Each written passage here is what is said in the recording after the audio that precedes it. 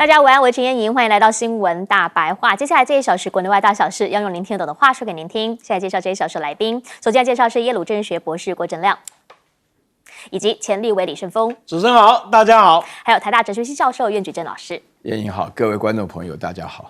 好，那首先带你来看到的是，大家都在讲美国总统大选总算是落幕了。现在呢，川普已经确定当选，另外秋料娃娃一来重新回国白宫。但是大家也想问啦，因为呢，他的个人形象真的不是太好哈，包括说呢，他过往有很多的案件，现在呢也都还没有办法处理，性丑闻案也缠身，然后司法案呢，还有到底有没有就是拿公文回家等等的案件啊？为什么这么多问题的人会让他好像获得一个大胜利？因为现在呢，不是只有拿到了大位而已，现在在参议院这一边已经确定拿回来51席，共和党呢又过半了，好，重新夺回，因为之前是民主党为多数。众议院呢持续的在领先当中，还没过半，但是基本上呢，以往来说，共和党在这边比较强势，甚至7个摇摆州哦。转播拢推乱呢，这个让大家真的是有点吓到了，因为完全没有预料到。好，目前确实啦，还有2个州还没有出来，就是呢时差关系，在西边的内华达还有亚利桑那，但是呢都是川普在领先当中的，而且呢在宾州，他们的蓝墙这3个州怎么也会被拿下来呢？甚至宾州这里开票97%，川普现在是50.7%拿过了贺锦丽，所以 CNN 的主播就开始来讲了，说整体看起来战况跟2016很相似，而且他的表现比2020来到好之外呢，贺锦丽当然就是比当年的拜登还要来得弱。这里面你会去抽丝剥茧去检讨或者去理解到底他是怎么胜选的，里面有一个很重要叫做族裔问题，因为这一回呢，其实非裔还有拉丁裔通通都转向力挺川普了。这里面其实先前奥巴马他在助选的时候就特别去跟非裔男性讲说，不要因为这个 Harris 是女生你就不投给他。但目前看起来，即便说啦，他们的阵营在选前1个星期还去骂波多黎各是垃圾岛啊，这种很有歧视性的字眼风波，其实最后投出来的拉丁裔的男性还是投给川普的比例大概有50%，因为这个呢基本上是以拉丁裔为主。那非裔的部分呢，其实也同样的就是很少。那大家就想问了，为什么会这样？时代杂志他们的分析是什么？是说因为这一波其实川普很清楚他拿不到多少女生票，所以呢他就是稳住原本支持他的女生，他要争取的是男性，同时呢他要拉拢的是什么？是经济移民这一些相当不满的选民。策略目标明确之后就直通白宫大位，拿到了大位之后就是要报仇啦！哎呀，来看看 Politico 直接的讲了，说誓言复仇，他的目标有哪些？一个拜登一直常常讲说他腐败啊什么，他说哎呀这个人才叛国嘞。贺锦丽当然就是因为移民问题，他觉得说他移民做得不好，导致现在美国的经济状况、治安状况这么差，要为他试问。还有一个就是这个已经是几乎快世仇了 Pelosi 其实从他上一任在当总统的时候，2个人就已经闹得不可开支。来看看当时的这个画面吧。那个时候呢，其实川普是总统，结果呢他Pelosi 要跟他握手，握了一个空，因为他到这个众议院这一边来发表国情咨文。没想到他讲的过程当中，你看 Pelosi 在后面气到直接把他的这个讲稿就撕了，就说呢这2个人就直接杠上了。而且呢当时这个政府快关门的时候 ，Pelosi 呢去跟他对话，走出来的时候穿着一袭红色的风衣，然后戴着一个这个眼镜，也被大家讲说这个2个人是杠上在复仇。昨天看到了川普又回到白宫，看看这个画面 ，Pelosi 又被烤出来啊！贺锦丽承认败选的时候，他在台下撇嘴含泪，神情非常落寞。除了他之外，还有什么？还有就是最近的这些官司啦，有很多问题。纽约州的总检察长、曼哈顿的大法官，这一些呢都是在川普官司的过程当中，让川普认为跟他作对的人，他曾经狂言啦，说如果呢他当选的话，就要开除起诉他的检察官。而先前曾经说要对他办到底的这一些人，说有可能会大转弯了。2个原因，一个原因是呢，现在已经11月了，到1月6号他就职之前，可能很难这些案件能够审得完。那如果是这样子的话，上任之后继续审，好像也没啥意义。所以现在呢，就说说有可能会办不下去。那如果真的是这样的话，对于美国的政局会有什么样的一个效果？想要请教一下亮哥，您怎么样来看？因为呢，大家就讲川普的这个大胜利，其实很多人是没有预料到会赢得这么夸张。我刚看参议院共和党已经53席了，又多了2席。那而且很多都是川普的群尾效应带上来的啦，就是川粉的投票啊。那这个选举为什么会出乎大家意料之外，是落差拉大啊？我觉得至少拉大了2%，所以当然就让川普就是全面性的赢啊。这个跟2016有点像，就大家都高估了希拉蕊的民调，是或者说低估了川粉啊。那有人说这个是因为川粉很多不愿意回答偏民主党的民调啦，因为他们已经被教育了嘛，说那些都是骗你的啦，所以就会调查不到，这个也困扰美国很久了，是，那结果这次又发作了，所以不过总的讲，应该还是归咎到拜登的政绩不好啦，然后那个贺锦丽就是空心菜嘛，就人家给他很多机会，然后他就表现不出来嘛，比如说 ABC 给他做个专访，问他说你跟拜登有什么差别？我说我倒想不出来了，他就公开这样回答，说我现在想不出来。那拜登政绩那么差，你还想不出来，那你怎么拿到票呢？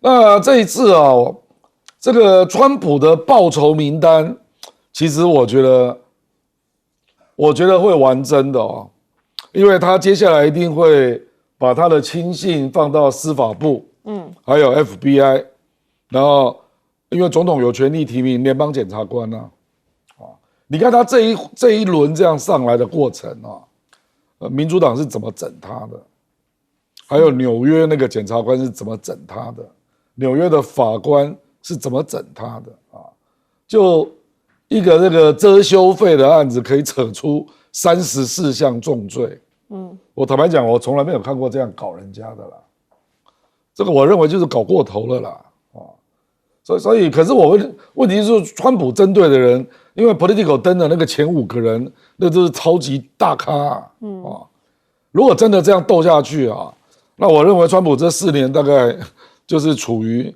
实际内战当中了因为这些人也没有那么好惹了比如说他对拜登他就直接要讲说他就是犯了叛国罪，对那 Pelosi 那个问题很大，因为他那个内线交易的问题他先生对，反正都登这家族啦，Hunter Biden 也有那还有，反正如果这样整下去那美国就陷入完全的内战那川普要不要付这个代价？是这个可能我们要静观其变啦。可是我认为他一定会处理那个联邦检察官，这个他恨死了，有仇必报。我认为这个他一定会处理的那这个川普这一次当选，因为很多人有受他的这个群尾效应带上来当选，是，而且他手伸得很深所以大概是美国罕见的一个可以完全指挥2院的总统，对，所以他的独裁性会很高啦也因为这样，所以他的不可预测性也会变高，因为可能就都是他一念之间，然后就可以改变美国的政策方向其实这个有好有坏啦那所以各国现在就是剉咧蛋就不知道会发生什么事这个坦白说啦，中国大陆也是一样中国大陆也是就在看你1月20号之后要出什么招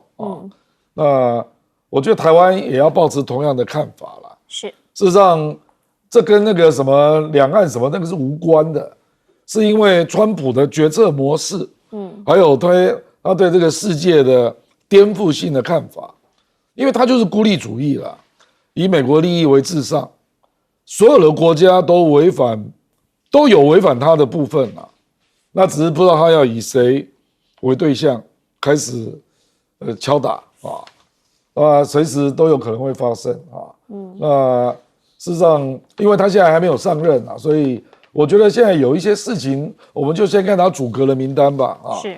可是目前传出来的名单几乎都是鹰派啦。对。啊，所以你可以去想象，未来他跟中国大陆那个一定会有激烈的这个对抗的过程。可是呢，也不会弄到破局啦。这个就是他的格调啊，很可能会在高度的冲突之后，然后迅速拉回来，然后做个这个复杂的交易啦，然后就双方又归到一个新的平衡点啊。隔一阵子又开始冲突，又到了新的一个平衡点。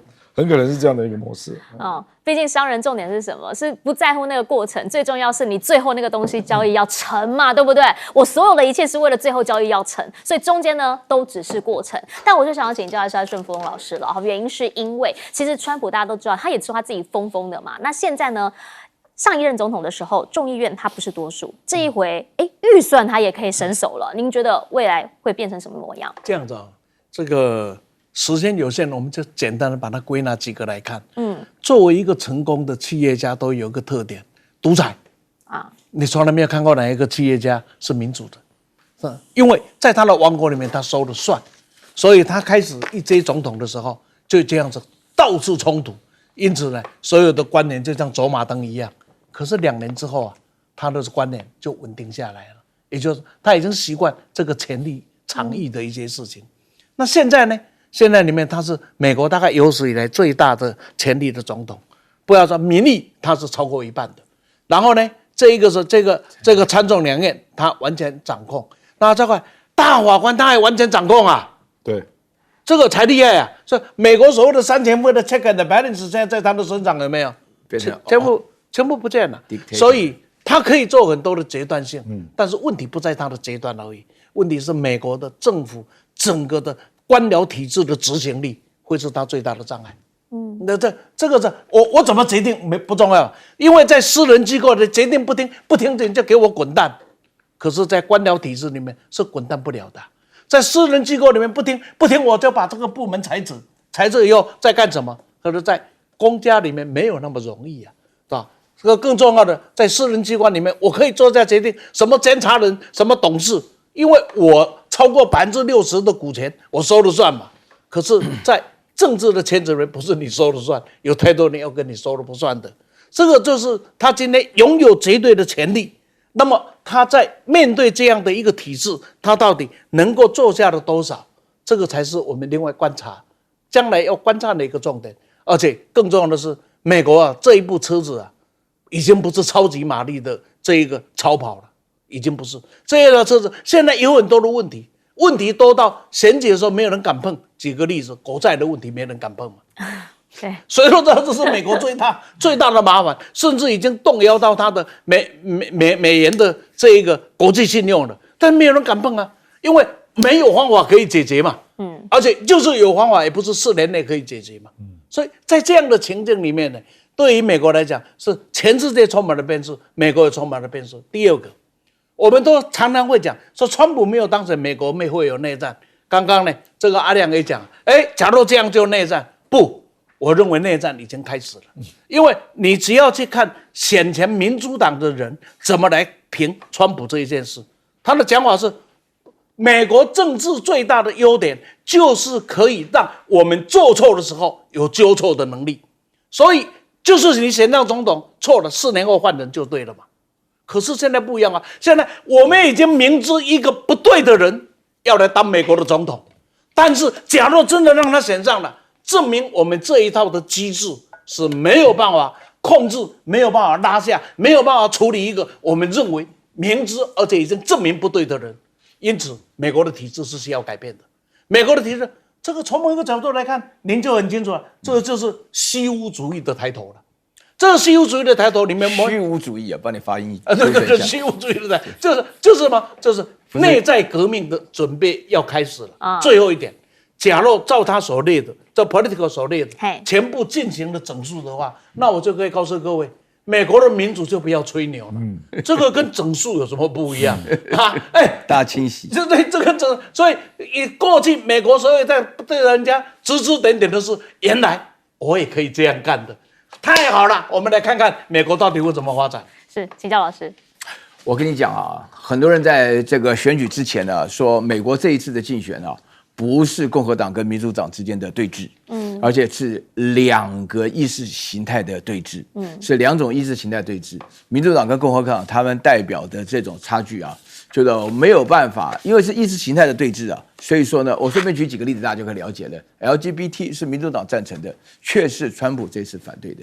是啊，然后呢，拱火，俄乌冲突的拱火，军国共和体赚钱，然后呢是民主党赞成的，川普从头到尾是反对的，然后另外的话呢，就是强调环境保护的时候是民主党赞成的，然后是川普严格反对，就退出巴黎协定啊，所以说他们是两种意识形态的差别。但是我觉得这里面有一个非常重要的一个线索，你可以看得出来，就是说这次输的真的3个，除了第一个就是大清洗，川普要报复的那5个对象，他们原来押错宝了，他们自己感觉到，我跟你讲啊，这个川普一定会叫他们滚蛋的啦，啊，从拜登开始就一直到贺锦丽啊，到佩洛西，这个是不用讲的，就是说他会报仇。这个人是有仇必报的。然后第二点的话呢，我觉得大家要注意，整个民调的结果是非常值得检讨的啊！一直到选前1天还在讲说，哎呦，贺锦丽要胜什么，都是2到3个百分点，我记得非常清楚。这些资料在民调的调查的意见的基础在哪里？因为说句良心话哈，我不是政治学的专家，但是我总是会觉得说，美国人基本上对于民调的信赖程度到哪里，会经过这一次的发展会受到很大的影响。因为这一次川普会大胜是有原因的嘛，从头到尾，如果是那个拜登居然还在发表说，哎呀，我不应该退的，我如果不退的话，我就可以打败川普。开什么玩笑啊！你如果不退的话，那现在搞不好更惨了啊！所以说，这个实际上贺锦丽本身都没有做好，这4年来他也没做啥事。然后第3个最重要的原因，我觉得马斯克的助选有一个很重要的线索，我听过他讲过几次啊。第一次讲到罗利岛的时候，这个名单川普一上来就要公布，所以说这些有些人都要支持贺锦丽。我是亲耳听到他讲了好几遍，这个话不能讲了，这个话一讲出来的话，这不得了，天大的秘密。然后第二件事情的话，川普那个马斯克一直不断的在强调。告诉全美国人，如果川普不当选，这是美国最后一次选举。为什么？因为民主党会搞花样，会透过修法的方式，会使得所有美国其他州都像加州一样，永远让民主党竞选。然后第3点的话呢，我觉得这里面有引发一个非常大的问题。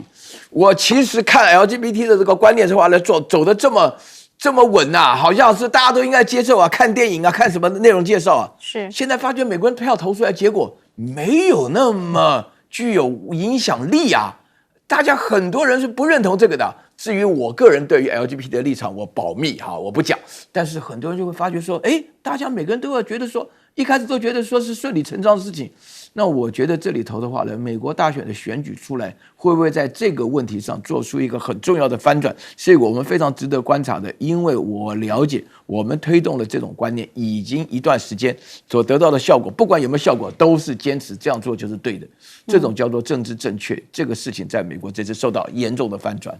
好，其实川普他现在当选之后，我其实在他选举的过程当中，没有认真的想要下载那个 Truth Social。现在我开始这样想，是不是应该下载一下 Truth Social 了哈？竟然现在才看，我一直都有看，我用网页看，我想说，我到底要不要下载？现在应该要下载。可是他跟那个 Twitter 还是 X 还是有连线的啊。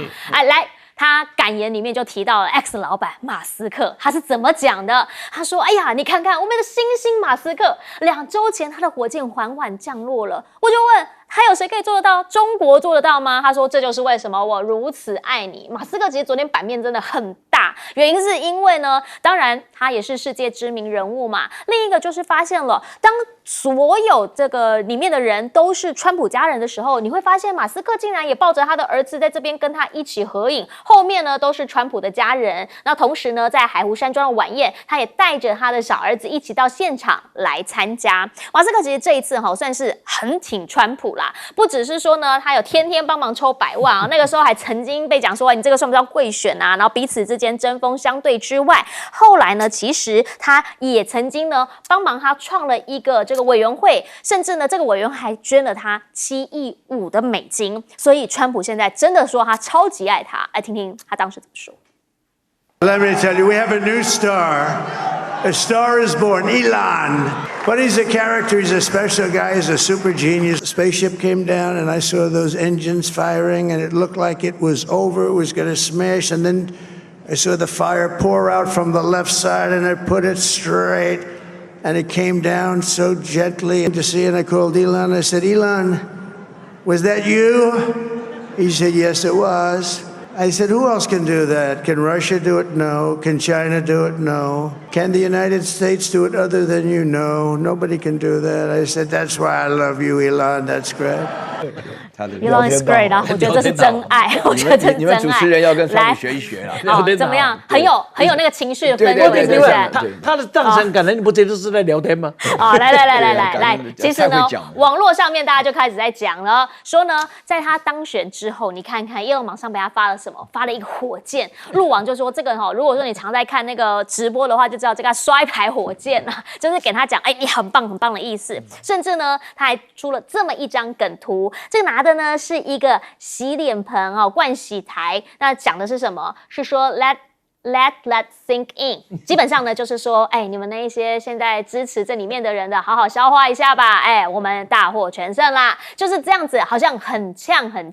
其实马斯克现在也有可能是热门的阁员人选，最主要的原因就是因为他先前呢在选举的时候就建议了，这个政府里面有太多的不应该的支出，所以他觉得他应该要成立一个委员会，大幅的削减大概2兆美元的预算。现在这个会不会做不知道，可是呢，另一个是什么？是他个人的事业，现在有没有可能跟着蒸蒸日上？他其实一直以来在中国上海超级工厂，现在呢说卖出了第300辆车，要迈入新的里程碑了。他商人同样跟这个川普有共同语言，在商言商，他也曾经讲过，建议台湾成为中国的特别行政区。我们就要问了，如果是这样重要，连家燕都可以跟他家人站在一起合照的重要密友的话，台湾要如何来对待马斯克，以及如何来看待他呢？最主要原因是因为川普其实你真的很难知道他在做什么啦。比如说，我们从上一次他任内的华为事件好了，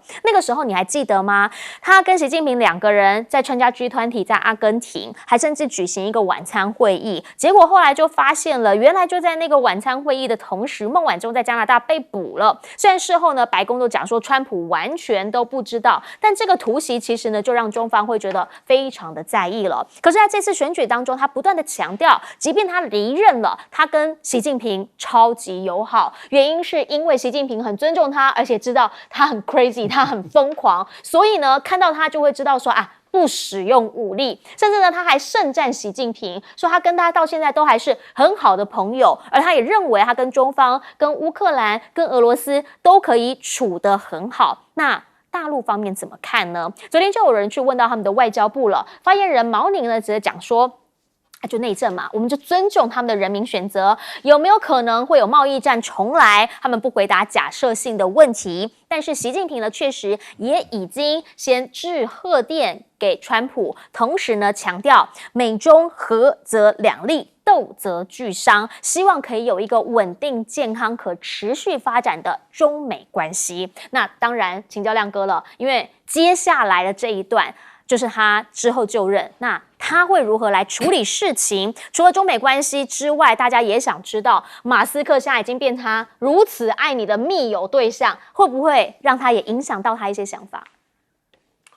马斯克是一个多重的创业者啦，对，所以我认为他不会变成公务员啦，他比较可能是当比如说政府效率提升委员会的首席顾问，这个有可能其实你看他对马斯克另眼相看，就知道川普其实他的政治立场蛮复杂的，因为马斯克是公认，美国甚至有一些鹰派认为他就是亲共就直接说他亲共那川普不以为意他觉得他是个人才所以未来我觉得马斯克对美中的沟通会扮演一定的角色啦，是，因为他也要常飞上海嘛、北京嘛所以可能就可以传递一些讯息。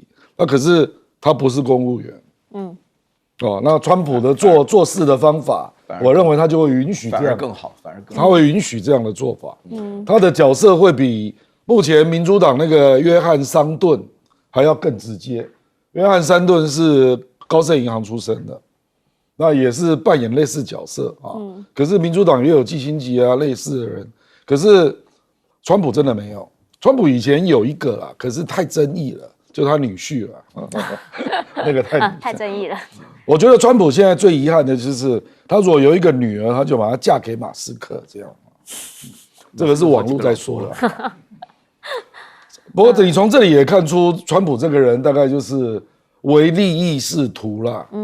那他可能会做出很多你想象不到的妥协啦。是，因为就是交易嘛。对，他认为政治的本质就是交易啦。所以你不要对他有太崇高的自由民主的想象嘛。你如果这样，你会犯大错，那当然，美国内部当然共和党也会有一些我们说那个 deep state 啦，那当然也有强硬的对中国对俄罗斯的态度啊。那川普就要面对他们的抵抗啊。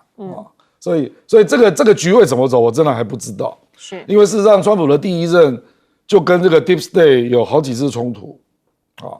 因为川普第一任是都没有进入状况，他差一点就想要放弃在南韩驻守部队，他连这种事情都曾经一度想过。前2年这是真的事情哦，这是真的事情啊。那结果后来人家就跟他讲萨德飞弹有多重要，对，说可以让美国的反应时间增加几秒钟，他就立刻听懂了，那表示就是很多人如果晋升的幕僚在知识上不告诉他，他可能不一定知道，就会有这样的问题啦。那至于中美角力我觉得这个就是难以预测了，因为坦白说，中国大陆经过这4年。跟这个不是4年了，贸易战已经打了6年了。是，中国大陆也锻炼起来了。目前中国大陆出口只占 GDP 16%，然后出口到美国只占总出口的15%，所以你换算，对美国的总出口只占 GDP 的2.4%。其实比例已经小非常多了啦。所以如果真的要硬干那当然中国大陆也会受伤啦。可是它目前它出口可以多元化所以我认为中国大陆的立场也会蛮硬的啦。就你这个川普要出招是不是？那有一些可以谈比如说农产品，习主席要不要买一点大豆啦、玉米啦，这个可能可以谈可是中国大陆也有话说我要买的高科技你都不卖是啊，所以这个顺差没办法我要买的你不卖，贵的对不对？为什么不卖？比较有效率就是科技战嘛，就是科技战。中国大陆事实上是愿意跟美国买东西的，是你不卖嘛，所以造成这么大的顺差所以我觉得这个可以好好谈。那另外我们当然比较担心的就是地缘政治的交易了，是那中国大陆你也知道嘛，他把台湾排在海景第一排嘛那地缘政治中美有很多矛盾那会不会用不同的地缘政治的议题来做交易这个我认为我们真的要谨慎以对了，我认为可能性是存在的你不要以为说我是民主台湾他怎么会把我交易掉呢？你就等着看吧。美国历史上这样的人多得很就是每个东西有个价钱那如果现在的话，台湾以前只是整个椭圆形上面的一个比肩的话，现在那个 price tag 多少？对他来说，他觉得他值得花多少力气？请教陈峰老师。我这样讲两个观点跟大家交换一下。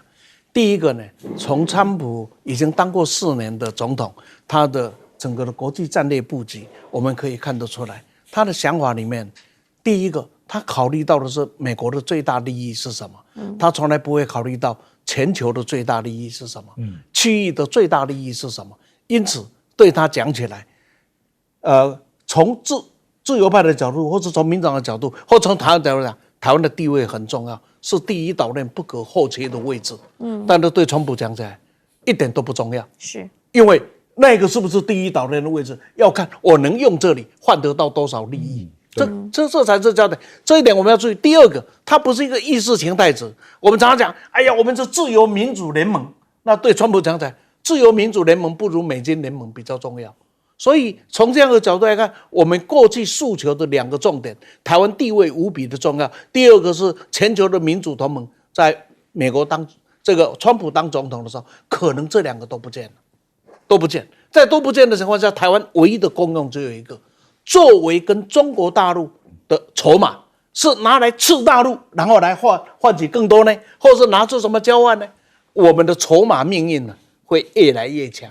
这一点是台湾必须要必须要了解，必须要听得下去的，不要听了以为很不爽，不爽没有用，我怎么想不重要，重要的是有权利的那个人怎么想。所以我要讲一句非常非常扎心的话，我们喜欢讲台湾的前途应该由2300万人决定。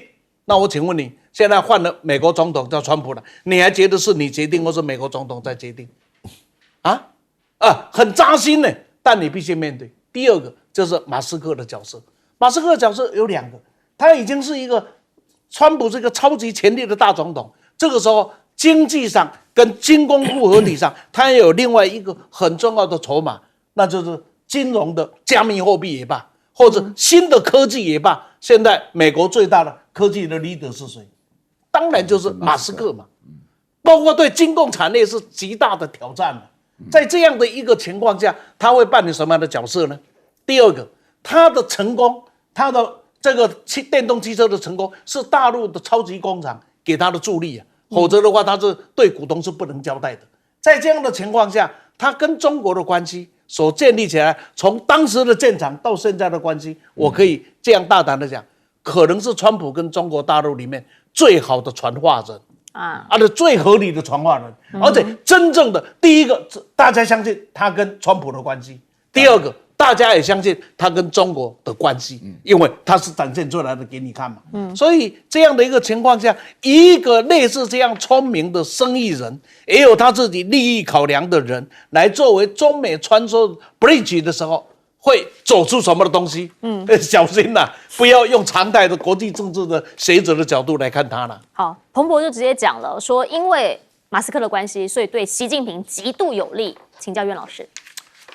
是不是对习近平很有利的话呢？我不敢这样讲啊，因为呢，大陆呢就是一直在强调对待美国的话，这6年来2018年的5、6月份一直到现在的话呢，曾经超过6年的时间呢，大陆是放弃幻想，准备斗争了，这是一个基本的原则立场，就是说美国本身呢，现在经过6年的时间呢，有没有办法真正的脱钩断裂？而且每一次的话呢，逼得拜登每一次的话呢，说一套做一套，两面人的方式，大陆每一次只要有中美会谈，就是这个话。不过我觉得的话呢，刚刚综合大家的意见呢，我觉得川普的上台最倒霉的可能是乌克兰之后的台湾啊。主要的理由就是因为呢，首先第一个呢，我们一直很多人呢自己自我治疗非常的愉快，就说台湾的位置太重要了，台湾位置重要到就连外星人有的话呢也要保护台湾，就出现这种错误的感觉。前一阵子我听到亮哥在讲，好像他的朋友当中支持比较独的有70%都认为美国一定会来参战出兵就会出兵，所以说这是一个非常重要的现象。然后第二个的话呢，面对这个生意人的这个交易当中啊，我们有3种交易的啊，一个川普本身就是生意人，马斯克也是个生意人啊，大陆本身也是个非常愿意生意的啊，所以说我常常跟人家讲说啊，不会武力统一，也不会和平统一，但是会统一。我就是在讲说，一旦川普当选以后，这个本身来讲，这个筹码、这个价值就会要上纸面，要谈一谈啊。你刚刚讲到第一岛链，我们必须坦白来讲，第一岛链关美国什么事情？关美国的川普什么事情？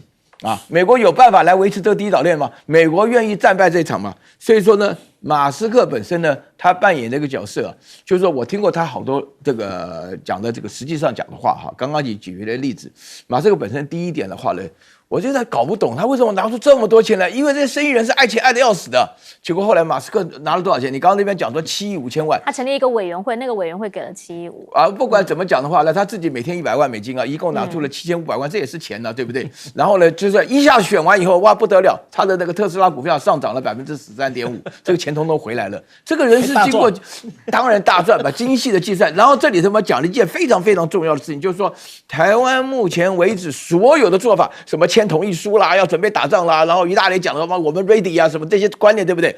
都是从原来拜登总统的幕僚所传递的讯息来讲，自己一点主动的立场都没有。在这种情况之下，那你现在的话面对这种改变的话呢，你要怎么样来说服大家？我觉得只有一件事情会让台湾的执政单位会清醒过来，就是不管是马斯克也好，不管是川普也好，只要他们说一句话啊，就是说呢，我刚刚把我们讲的立场，就是说台湾这个东西的话，马斯克再重复一遍说，我建议台湾当一个特别行政区，他说再讲一次，那就完了，那真的就完了，台湾的民心就开始大动啊。像我们基本上的话呢，大家到了这个国庆的时候，该过哪一天，该挂什么旗都不一定了。其实在川普呢，他选前讲过非常多的话，他也曾经讲过这么一句话，就是呢，他一当选之后，不用当他就任，马上24小时之内，俄乌战争要喊停，已经过24小时了。到现在为止，大家问发生了什么样的事情？路透盘点了他之后会遇到的3大外交挑战。好，其中呢就包括了俄乌战争这个部分，他认为啦，基本上呢现在他可能比较要想办法的是这个北约的这一些。这相关的战友们如何要跟他来打交道？好，毕竟呢，其实很有可能他就会迫使他达成休战协议。那会不会原本的乌克兰其实根本就好不容易撑到现在白撑了呢？另一个呢，则是中东危机。好，现在呢传出川普呢预计会持续的向以色列提供军武，而如果伊朗加速发展核武的话，那川普有没有可能面临新的危机呢？如果说他真的要先来处理一个线下看起来比较容易处理的俄乌战的话，好啦，那就要问现在打得很顺的普京要不要缩手？那就问双边的关系如何咯。川普胜选了，刚刚看到习近平也给他拍了个贺电，结果呢，克里姆林宫这边讲说美俄拍什么贺电啊？我们关系都已经处于历史的最低点了，所以我们没有要祝贺他的计划。那破坏了吗？没关系啦，没有余地再坏了，已经是最坏了。我们根本就不是友好国家啊。那到底什么时候俄乌战争才能结束？因为川普这样讲嘛，他说时间能够证明，只有时间才有办法证明说美国你是否有办法或你有这个意愿来引领这个事件发生。大家就开始在讲了，其实这2个人当他们都在当总统的时候，关系应该是还不错的吧？川普呢先前也曾经出新书说跟普京是有默契的啊，处得好啊，甚至呢他还讲说普京是强人，我们有默契。那对普京是热情如火，那对方现在是有可能是比较暗淡一点点，还是一种就是欲擒故纵？好，不知道。可是呢，川普他是真的有直面泽伦斯基，跟他讲说，你拒绝达成协议终结战争呢，这个叫做最强推销员。而他之后呢，应该就会大砍军援了。如果是这样的话，对于乌军来说，当然就是建立了不利的局面。所以呢，拜登政府还有几个月的时间，他们会加快的把剩下这个60亿美元的援助通通给他发下去。那另一个两相对比，2场战事，另一个呢，以色列是政府哦，以色列政府庆祝川普当选。好，同时呢，耶路撒冷这边呢就有一个好大好大的牌子，恭喜哦，川普让以色列更加伟大，再度伟大。然后呢，以色列这一边放手打了啊。开始袭击黎巴嫩的东部，导致了60死伤。真主党呢，也当然就回敬了上百个飞行物。同时呢，以色列还对黎巴嫩的首都贝鲁特这边也发动了空袭。那另一个部分呢，也包括了真主党的新领袖讲了，说虽然说美国在选举，但我们的谈判不应该受到这个影响啊。他不相信啊，政治行动能够解决长达1年多的冲突，所以他觉得只有一件事情可以阻止以色列侵略战争，那就是战场。战场上面才是真正力量展现的地方。只是纳塔尼亚胡他到底想做什么？黎巴嫩这边的看法是他最终目标呢，就是改变中东的版图，包括了消灭他不喜欢的敌人，包括了占领黎巴嫩的一些位置，然后让它变成另一个约旦河西岸，甚至还包括整个中东都在他的威权之下。请教一下亮哥，您怎么样来看这2场战事在川普回归白宫之后会有什么样的改变？我觉得川普对以色列就是你就尽量打到年底，那1月再来做收拾啊。那事实上，这个就是要看以色列你有多少本事，可以把黎巴嫩真主党打到哪个地方。因为目前打得并不顺。地面战争其实真主党蛮强的啦，所以那可是他不想管，那就觉得你自己要打你去打吧，那美国那个护卫也都还在嘛，那至于这个俄乌战争我觉得真正要处理起来会有点复杂。因为毕竟他还没有上任，所以真正的指令出不去了比如说，他说他就威胁说，我以后没有军援了啦。问题是现在拜登还承诺60亿啊，对啊，所以拜登就陆续在发啊。而且乌克兰战争真的要停火，有2个问题一定要处理啦。第一个就是战后乌克兰的安全保证，怎么弄？如果没有弄，根本没有人敢谈呐，你谈了搞不好会被暗杀嘞，对不对？人家就说你投降啊，不然你美国来担保，你美国来担保，当然立刻可以谈啊，这是第一个啦。那第二个是俄罗斯在那个顿巴斯之外的新的战场，要不要撤军？因为那些战场并没有公投纳入俄罗斯的领土，对不对？所以这也是一个问题啊。俄罗斯也死了很多人呢。他现在新占的地盘大概也有2-3千平方公里啊。我讲的是顿巴斯都不算哦，就是已经公投说我要加入俄罗斯，对，之后再打的啊。所以我坦白说，这个就是你如何让俄罗斯愿意做部分的让步，然后愿意让乌克兰觉得他有安全担保，这两个问题其实都蛮难的啦。那川普当然就认为说我跟普京很有交情啊，这个最熟的人见面都假装不认识啊，就是这样。好，其实他们是绝对可以打电话啦，可以谈事情的人啊。那至于他常常挂在嘴上说我跟习近平是好朋友啦，那就是假的啦。他跟金正恩还好朋友，假的才会这样讲啊。真的熟的就不讲了。你看那个普京公开都讲贺锦丽好啊，不是吗？所以我认为他跟普京是真的有管道啦，去选美的时候认识的，很早就建立了，对，认识很久了。那习近平我认为那个互相信任是不够的啦，所以基本上双方还是有一定要展现实力的过程啦。那可是问题就是说，普京要不要卖你这个面子？我认为川普至少要承诺普京一件事啦，就是要解除相当程度的经济制裁。对，因为目前你制裁俄罗斯超过2万项，对，那这怎么停战啊？开玩笑，俄罗斯都被你制裁到全世界排第1名了。所以我认为至少跟北韩是联动的。如果他对俄罗斯可以局部解除经济制裁，那对北韩当然也可以啊。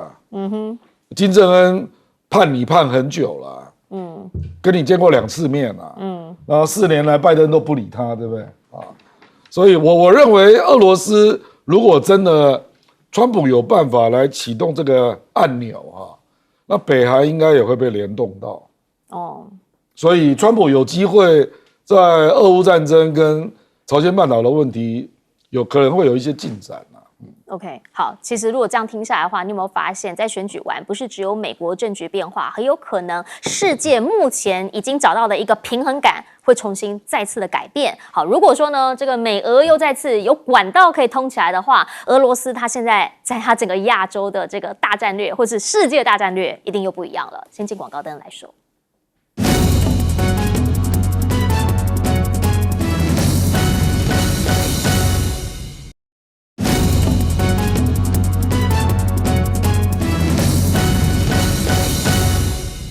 好，我们刚刚讲到了，现在川普胜利之后，2场战事到底怎么发展？请教盛峰老师。这样子这个看一个人性格可以决定一个人的行为啊。那你可以看到，在川普的心目中，全世界的领袖他大概只认为这2个人可以跟他平起平坐的。那一个是普京，一个是习近平。你看他去参加北约的会议他是睥睨群雄的，那是一副很嚣张的样子他认为这2个才是他可以交往的对象，才是他可以谈判的对象 argue 的对象。所以呢，很多小国把命运寄托在他的身上你就很惨。还有一个他要给世界看的，只有我才拉得住的，就是那个小胖子金正恩，金小胖，全世界只有他玩，2个人都互相玩得很高兴嘛，除此外没有人嘛。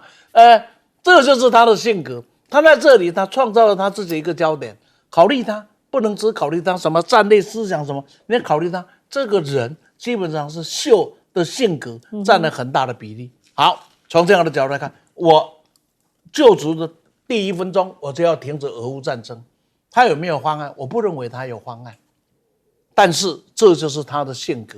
他这一句话已经变成了全世界都在瞩目的焦点。但是他会不会做？他会做。可这个是再怎么做，让我就想到了。当时的国民政府蒋介石跟泽连斯基，当时国民党就把所有的希望寄托在杜威的身上，结果呢？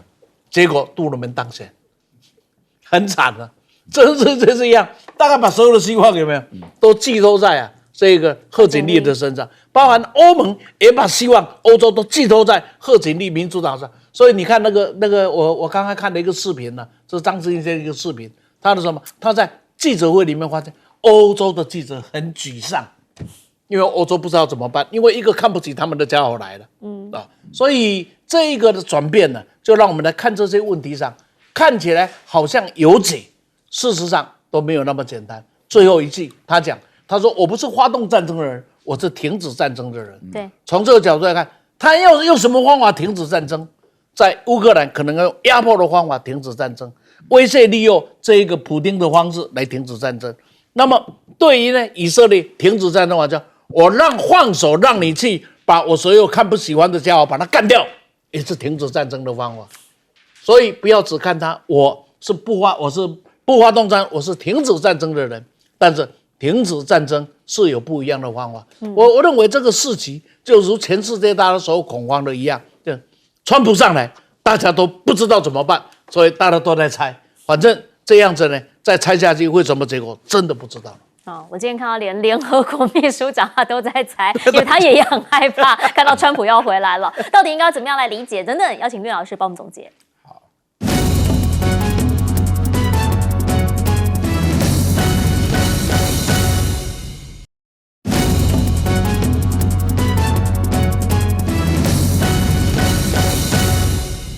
节目最后，请苑老师帮忙总结。为什么大家这么害怕？为什么害怕说川普做出任何的决定？